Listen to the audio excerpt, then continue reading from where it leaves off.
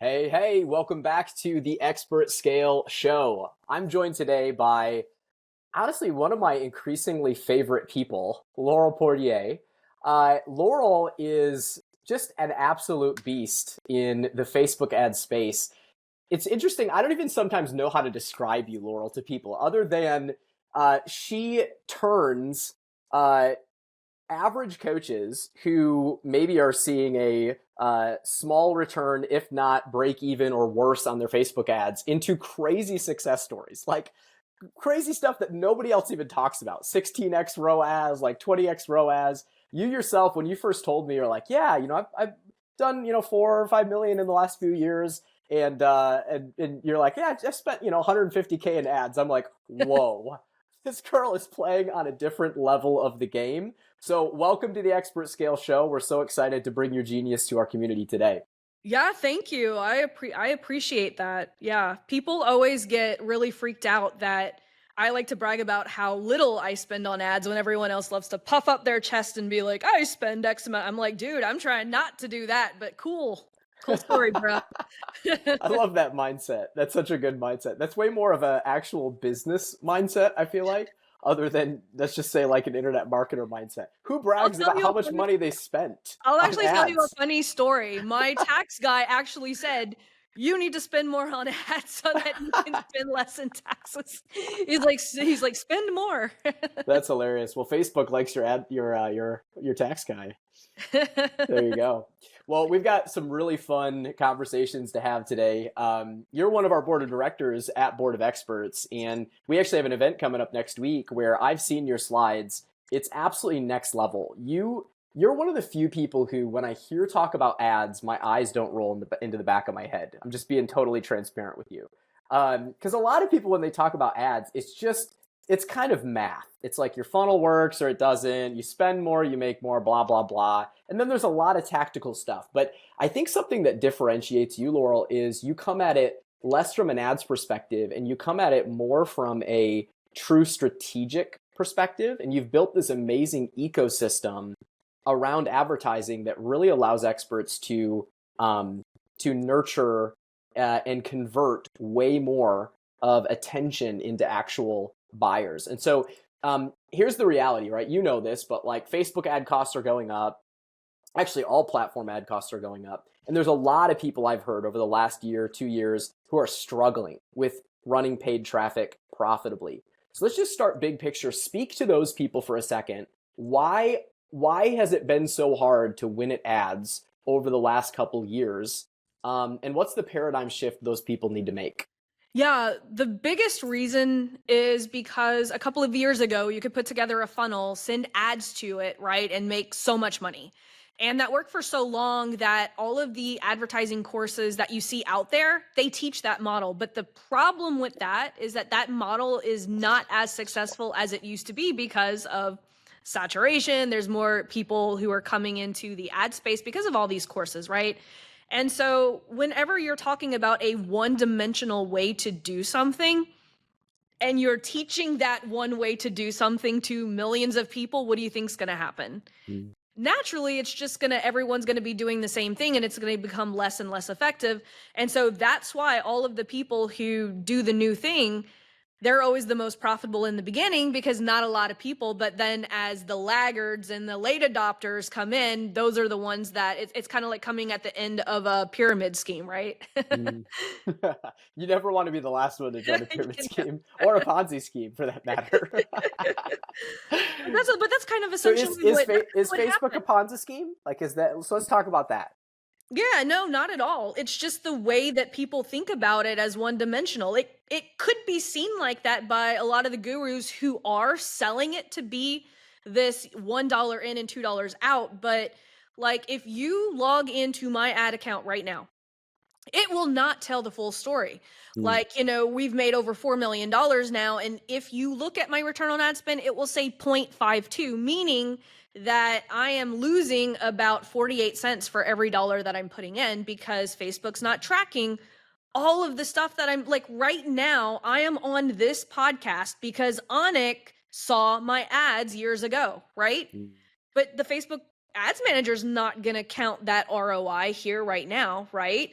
Mm. People are going to hear me on this podcast, and that the reason that I'm here is because of ads, and the reason that I'm speaking on a lot of stages are because of my ads. And so there's a lot of ROI that people aren't taking into account. The way that people are running ads is they're running an ad, and then in 3 days, if it's not giving them $2 out, they're like, well, didn't work.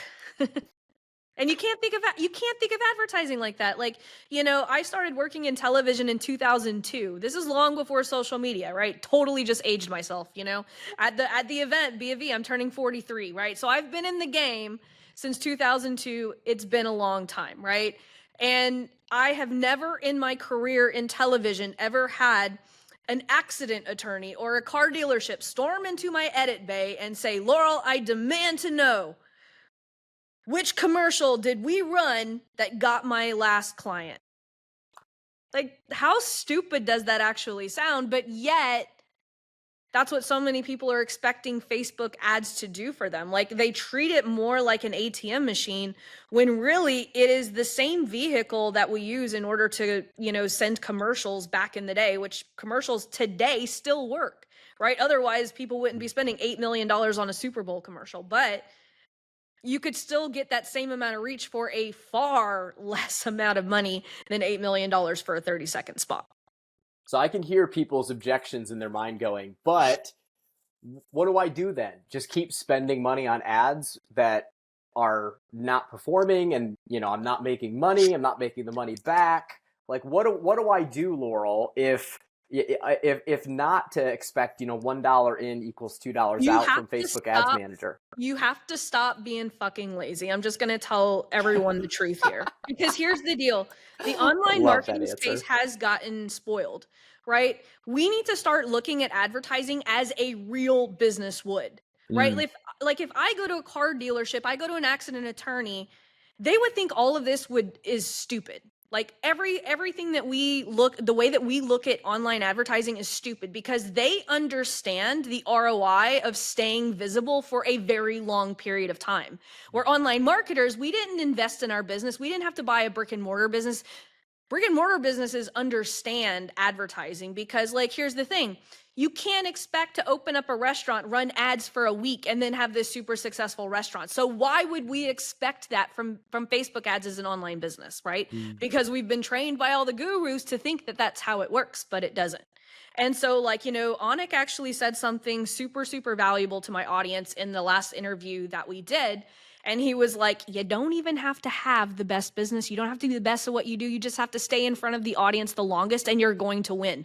People will automatically trust you. And that is absolutely the only thing that I've done that my competitors who started with me, my business just rolled over 7 years on April 18th. I started April 18th, 2018. My business is 7 years old. People are still finding me for the first time now, right? I have been in this for 7 years. And I'm still not a mature business as Onik or, the Alex Harmozis and all of this stuff. But it's because every single day I get up and I just consistently put out the content and push a little button inside my ads manager and say, hey, go put this content in front of my people. Like, if you just think about advertising like that, you're going to win, because enough time is going to roll by. The only way to lose money in advertising, in my opinion, is to stop and start. Stop and start. Stop and start. And that's why a lot of people are losing money. Like, if people would just let their ads just stay on for a long period of time, they would win just by being consistent. Would you say that applies I'm going to ask a question here, because I'm really interested to get your perspective on this. There's a lot of talk in the online space that it's always about the offer.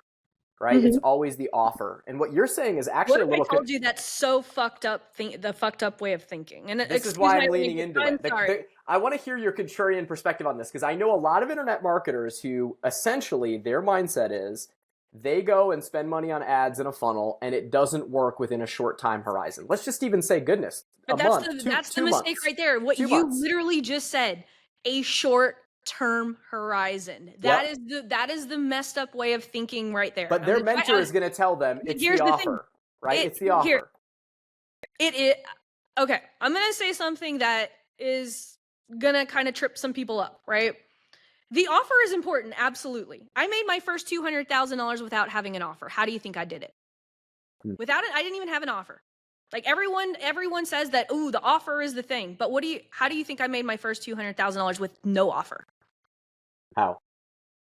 Positioning. I think positioning is way more important than an offer. Here's what I did. Here's the step-by-step playbook that literally I wrote, like I said, in my book, Super Duper Profitable Ads.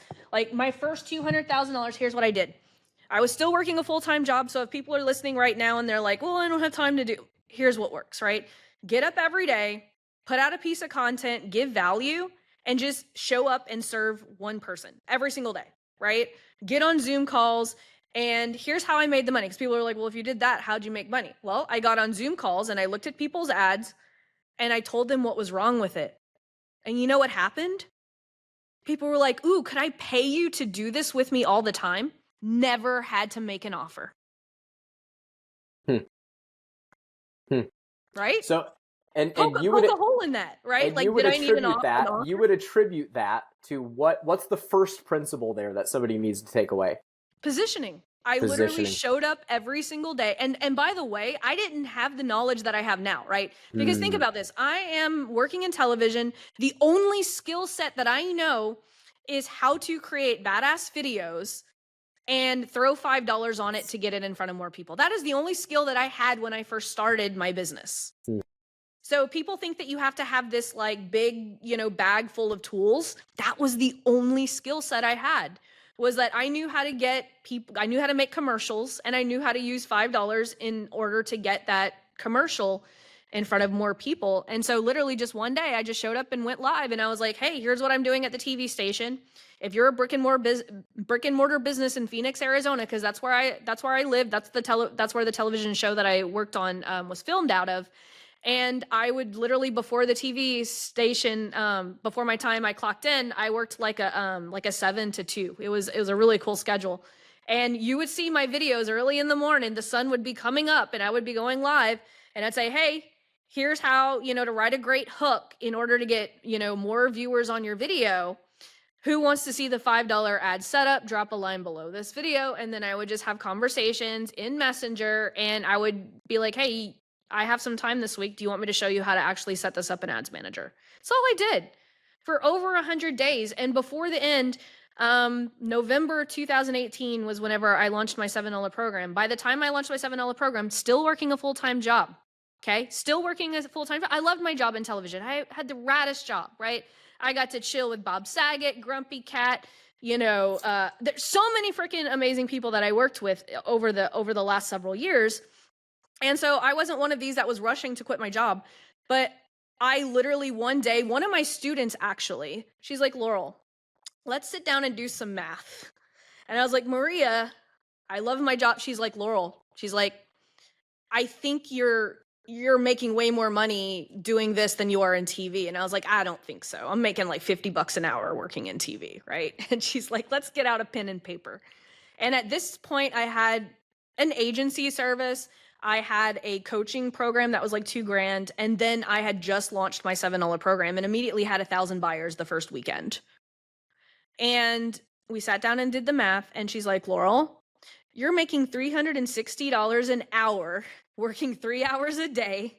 And you're making $50 an hour working 8 hours a day. Which would you rather?" And so literally that day I went in and put my notice in, and I gave them a month notice because like I said, I loved my job. And that was that. But that happened over a period of April 2018 to November 2018. So not a very long time, but you have to understand every single day I put in the work. Every single day I talked to people. And this was even before I started running my own ads, right? This was all done organically. But that was the beginning of me realizing that it's not a single ad. It's an ecosystem of ads, right? Because here's the deal. I didn't use paid ads, but I was using free ads, right? Because organic content is free advertising. Paid ads are just organic content with money on it. And so I was like, "We need to stop thinking of paid ads versus organic ads. They're the same thing. They just cost two different prices. One's time and one's money, but they're the same thing. They're advertising." And so that was kind of the beginning of me looking at ads as more of an ecosystem versus a one-dimensional funnel. I love how you reduce that to the first principle of positioning. And it almost makes me think that the first principle I just heard you elaborate underneath of that is viewing advertising as a way to serve your audience versus viewing advertising purely as a way to make fast money, right? Yep. Because I think that one of the things I've seen you do that's so different, we're going to get into the mechanics of this for anybody watching in just a minute. One of the things I've seen you do that is so different is that you consistently show up in your advertising of service. Like you are of service through your ads, which is actually why I think people come to know, like, trust you, and eventually do business with you, which is why you can claim this insane ROAS over a long period of time on your advertising. Would you say that's true? It is true, and it goes back to an old school principle. Like, I am so lucky. I just got to give props where, it's due. Like my mentor, Nick Peterson, who's now my business partner.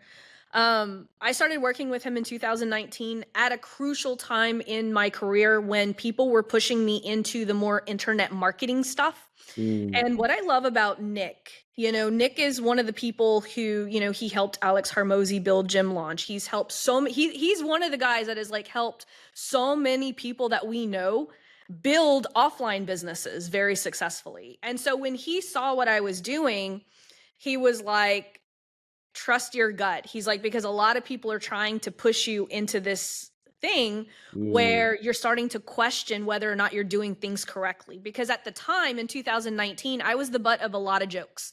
They were like, people would send me screenshots of all of these gurus posting in these coaching Facebook groups that had like 200, 300,000 people in them. And they were like, this girl is dumb for offering a $7 program because she's diminishing her brand. Like, no one's ever going to pay her any amount of money by positioning herself as a high ticket coaching program for $7 a month. And so even I myself was starting to question stuff. And one of my clients, so I had an interview, I was looking for mentorship. And I had the choice between an internet marketer who we all know and love, and him and I have become good friends. I'm not going to mention his name, obviously, and then I had Nick, and I was like, who the fuck is this Nick guy? And my client was like, if you Google him, he's going to look like a smirk douchebag, and he's young, and you probably are like, he's like, but trust me, you need to get on a call with him. And I got a call. So I had Guru on Friday and I talked to Nick on Tuesday. I got off the Zoom call and my wife was literally holding the credit card. And we were making about $6,000 in our business and Nick was about to get $3,000 a month of it. Right? And so it was my clients weren't paying me on time. It was just a mess. I was rethinking, is the $7 program worth it? I mean, it was the best decision that I ever made because, he keeps me very principle based. Like he's like, it's not like he's teaching me all these tactics and hacks and stuff. Like if you ask Nick how to do he wouldn't be able to know how to, like, he's very old school principle and, just very high level based. Right. And he started teaching me these principles. And one of them was pipeline equity. Mm. And pipeline equity basically says that you need to keep your goodwill much higher than your sales content, right? Mm. And so it reminded me of the days when I worked in television because television stations run 25% commercials and 75% content, right? There's not really a TV station that runs commercials 24/7, right? Maybe QVC, right? And so if you look at the way that pipeline equity, like radio stations, right? Like if you look, newspapers, they all run this very principle-based strategy of pipeline equity where it's 75% goodwill, 25% pitch. And so that is literally how I run all of my advertising campaigns, is based upon pipeline equity. Because think about this. People always say you can't sell something unless you make the pitch, right? Which is 100% true. But what's really cool about the way that pipeline equity and the way that I built my ecosystem around pipeline equity is we're pitching actually 100% of the time. It's just stealth. It's going under the radar because Mm. we're showing up as service first. But because we're showing up service first, we're positioning ourselves in a way to rig the game to always be in a sales position, but That's without the annoying, without the you know. obnoxious internet marketing positioning that comes with it, Yeah, right? and so I always give Nick credit for yanking me out of the internet marketing space, and that's why when people are like, "Oh, do you know so and so?" I try to stay out of the internet marketing space as much as possible because I am easily influenced sometimes, especially now where I am at in my business. Everyone has a good idea for me, right? And that Mm. is like one of the most, dangerous things that we can do in business. And so that's why I like to just like always default to what is the principle here? What are we trying to accomplish? And how could we move forward in a way that's not tactical, but yet is more strategic? It makes me think about how Onik talks about branding, and the importance of branding. Yep. Branding is not pretty logos and color schemes. Branding, as Jeff Bezos famously said, is what people say about you when you're not in the room. And so that pipeline equity principle really drives that point home, where it's like, if you're spending 100% of your time pitching, you're going to get some sales from people who are very 100%. urgency, scarcity based. But there's also a large percentage of the market who they're like, that guy, that girl, I don't trust them. Like, they're just constantly after my money. You can tell it, you can read it. People are getting smarter and smarter about this. And like you said, you rig the game in your favor when people's perception of you and probably how they talk about you, even in their own inner dialogue outside the room, is like, wow, Laurel's video is so helpful to me today. And she didn't ask for anything from me. She's just constantly showing up. She's constantly giving value. She's constantly in my news feed providing something that I need. So guess what? When I'm finally ready to pay to solve my problem, you bet your buns I'm going to go to Laurel, right? And that's what I think a real brand is, and it's something that's sorely missing from many expert businesses online, many online businesses. Wouldn't you agree? 100%. And the way that Nick and I like to describe brand is people like us do things like this. And Mm. so that's why we like to show up online and just show people like, here's over the shoulder. Like over the shoulder videos are like my favorite because it's something that one can't be replicated. And two, it goes under the adoption decision of observability, right? There's so many people who can watch a video that I do on YouTube and send it through Chat GPT and put it on their teleprompter and deliver it. But they can't do that whenever I'm doing over the shoulder videos and helping my clients on video on the spot. That's something that no one can replicate except you. And so I think that that's going to be one of the most important ways to actually market your business is through observability. How can we get our audience to actually experience what we do before they even pay us a dime? So that's kind of like my main principle of this. That's such a perfect segue. Okay, so I hear people clamoring. They're going, okay, you're giving me paradigm shifts. Now what do I do? So Laurel, tell us, like, what does somebody who wants to make this shift, how do they start to advertise differently, especially in 2025? You kind of have to think about, at this point, every single person that you're marketing to has likely invested in something that you're selling already. Mm. And you can put as much goodwill content in front of them, but they're still right before they're making that decision.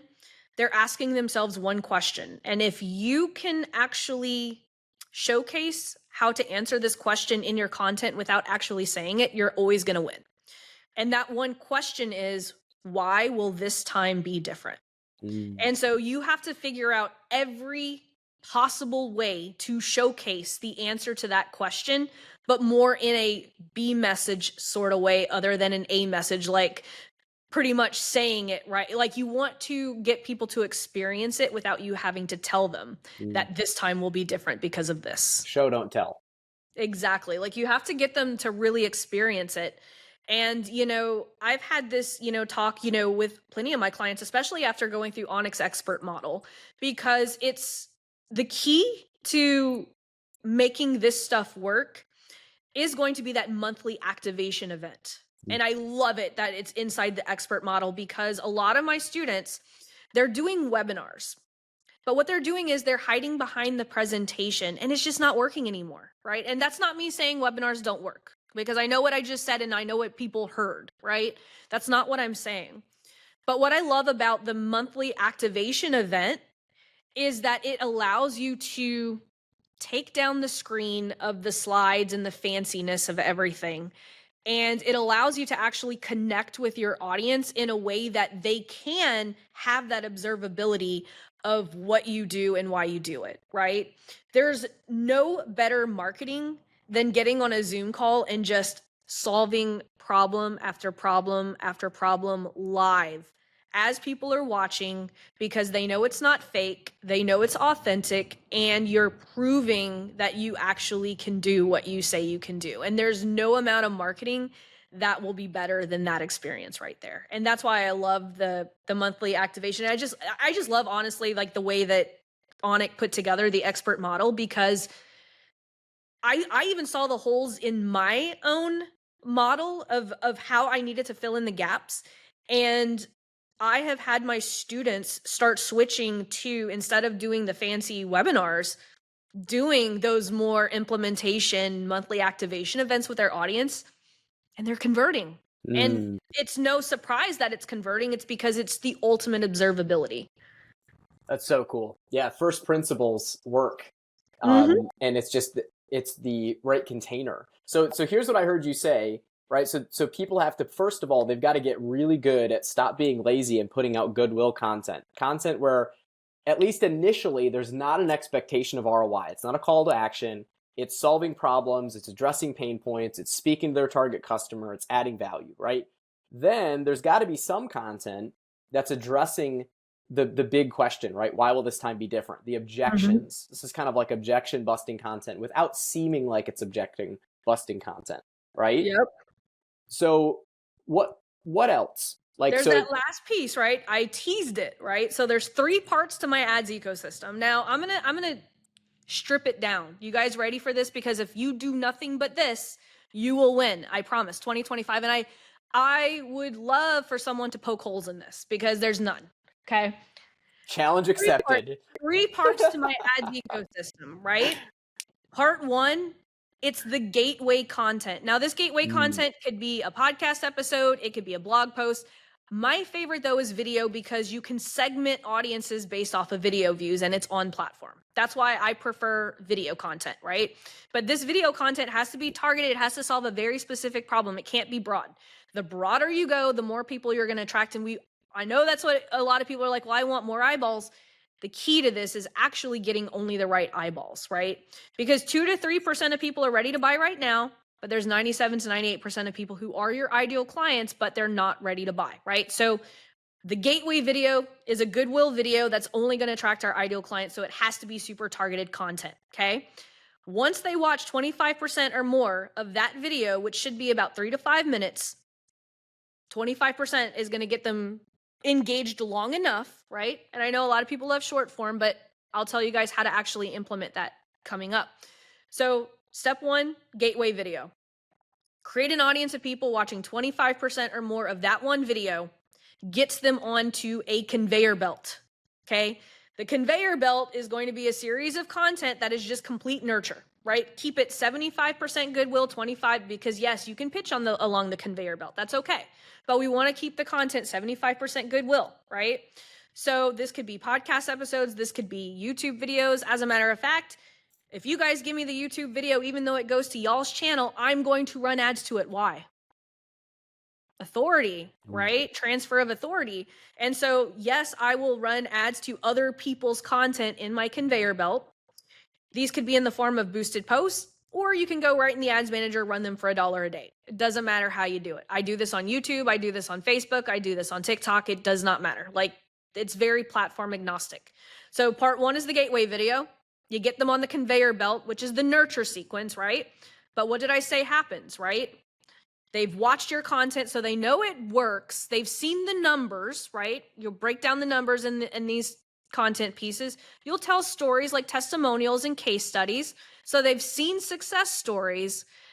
But here's the deal. They're still asking themselves that question. What makes this time different? Why will this time be different? And one of the fastest paths to cash that I tell my students is conversations. And so at the end of the ecosystem, we give people 2 ways to have a conversation with us. One, we run a DM funnel, which is simply just an ad that goes straight to Messenger. Or 2, we can do ads straight to an application to book a call. So there's only 3 parts to the ecosystem: the gateway video, the conveyor belt, and the conversation content. That's my ecosystem because here's the thing, our conversation content, we want to intercept those leads and have a conversation with them. And we could do it one of 2 ways. We could do it in Messenger, which is my preferred method. I haven't had to take a sales call in 4 years. We sell $40,000 offers right there in Messenger because of the conveyor belt, right? Because most people who are sophisticated, they will sit there and watch hours and hours and hours of content. They will never comment on your stuff. They will never engage. They will literally just lurk in the dark hallway and then just wait until that one piece of content, and they will send me a message and say, Laurel, how do I buy? And I'm like, who the hell are you? I've never talked to you before. Like most people. But you've been talking to them for months or years. Yeah. Like most people who join my higher level programs, they're not buying the $7 program. They're not buying, like they're literally just watching my content and just hopping in Messenger. And guess what? It all goes back to, we come full circle. Richard, I told you, if I go in my ads manager, it's going to tell you that I'm losing money on ads, but yet I'm making more. Why? Well, the ads were working, but the ads aren't going to track that Messenger conversation where the person just said, send me the link. Yep. Right? And so a lot of times people just want to overcomplicate ad strategy. Like literally, if you just do this, put out a single piece of content, a video, 3 to 5 minutes, speak to your targeted problem, retarget that, and every single other piece of content that you ever do, just retarget that audience, and then have conversations with people. Done. That's it. It's not overcomplicated. I'm not stacking lookalike audiences. I'm not breaking up my email list and creating all these lookalikes. And I'm like literally just let the platform do its thing, right? It's hands off. It's people are like, there's no set it and forget it. This is a set it and forget it, pretty much. Like I hardly ever look at my ads manager. People are like, well, Laurel, how are your ads doing? I was like, I don't know. I haven't looked at them in 2 months. I guess they're probably still getting purchases at $10 a purchase. I'm assuming we're getting like 20 sales a day. Oh, sorry. I went blurry. You went blurry.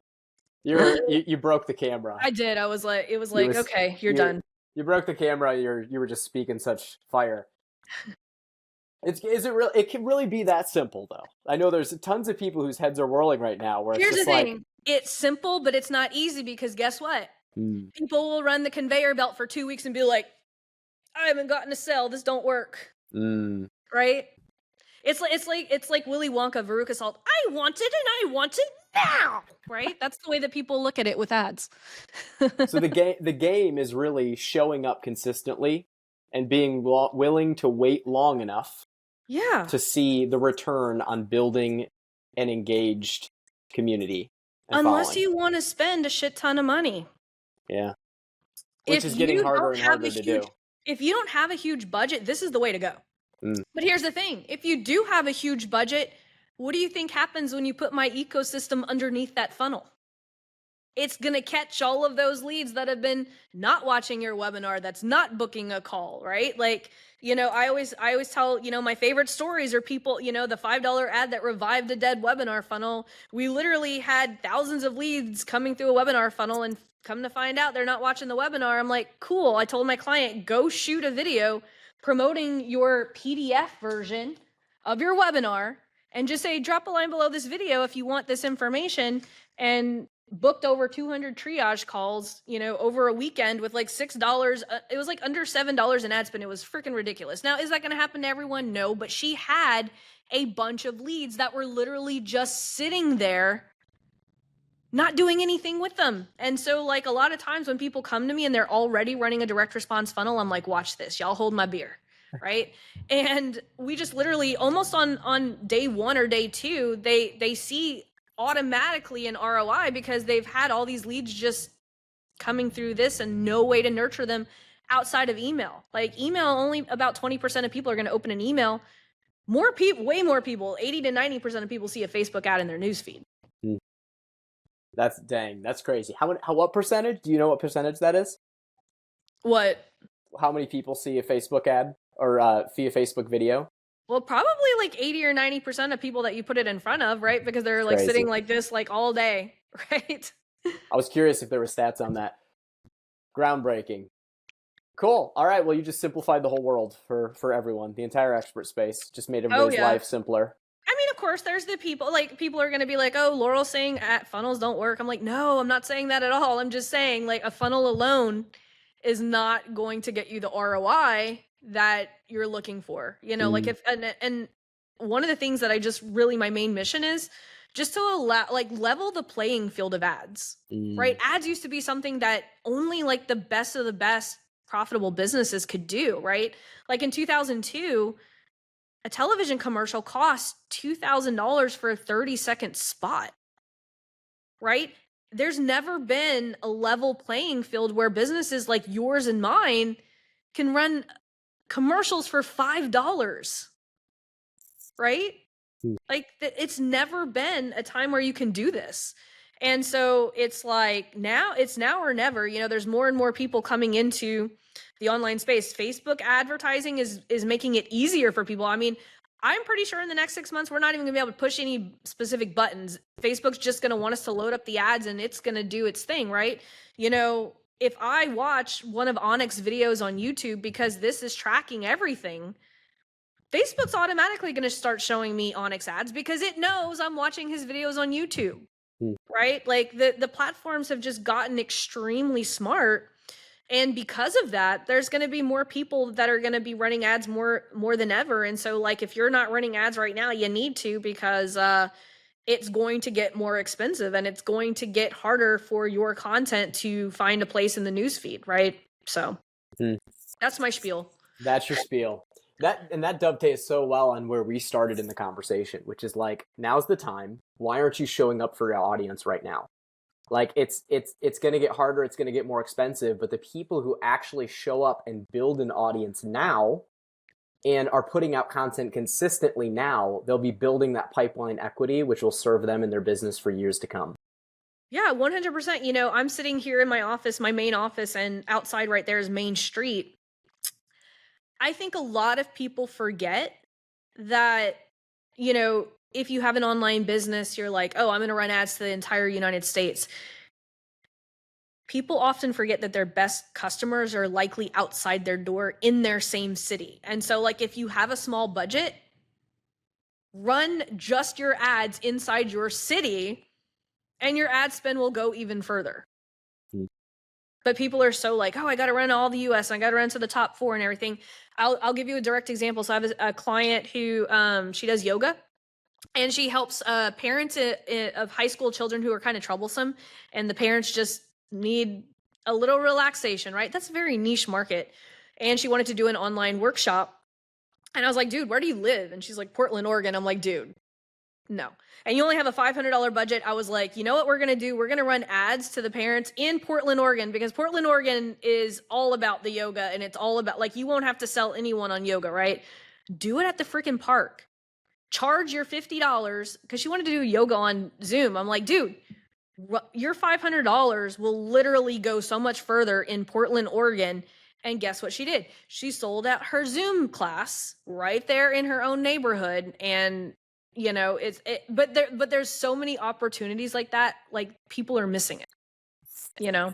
Man, that right there is an awesome kind of mind blown moment for anybody listening. I'm even thinking about my local market as you say that. So Laurel, this is awesome. I can't wait to see you in Dallas in just a couple days. For anybody who wants to learn more about you, your ads ecosystem, where do they go to explore? Yeah, just go to my YouTube channel. Honestly, all of my content is for free on YouTube. It's youtube.com/The Laurel Show. The Laurel Show. Well, that's awesome. We can't wait to see you in Dallas in a couple weeks. For those of you who are listening, go check out Laurel's YouTube. Get into her content ecosystem and on her conveyor belt. And who knows, a year from now, you're probably going to buy something from her. But just a warning, you have to warn them, because once they click on that, make that decision, they're not Laurel going to for get life. They're Laurel not for going to get rid life. of me. They will not But get rid of you ever. You will follow them around the internet forever. there's an ad that I'm running right now that says, thumbs up if you see me more times a day than you see your own family. It's probably killing. Yeah. And then it just says, learn how to run retargeting just like me. That's so good. Just gotta have fun. Gotta have fun. Gotta have fun. Laurel, thanks for being on today. This is always such a joy. I can't wait to see you soon. Absolutely. Thank you for having me. And sorry for all the F-bombs. Well, we'll put an explicit label on it, or we'll blur you out or something. It's all good. Well, thanks for watching, everybody. We'll see you all soon on the next episode.